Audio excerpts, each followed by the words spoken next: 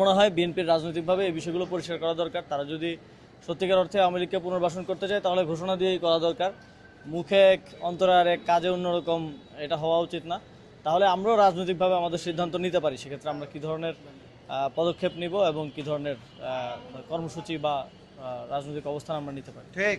আপনাদের জন্য উদ্বেগের বিষয় কিনা এটা হচ্ছে যে আওয়ামী লীগ আবার ডেট করছে আপনাদের জন্য?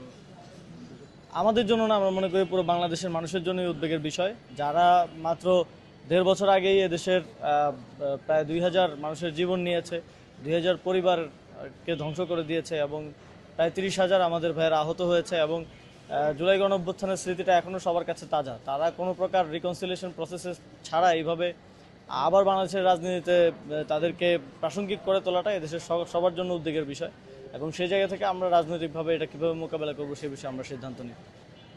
ধন্যবাদ। ঠিক আছে, আজকে এই বিষয়ে আমার মনে হয় যে আমরা দেখলাম যে কয়েকজন আওয়ামী লীগের বড় বড় নেতা, সাবেক এমপি এবং অনেক অন্যায় কাজের সাথে জড়িত লোকজন জামিন পাচ্ছে। চট্টগ্রামের বিখ্যাত ইয়াবা বৌদি পর্যন্ত জামিন পেয়ে গেল। তো আসলে আমার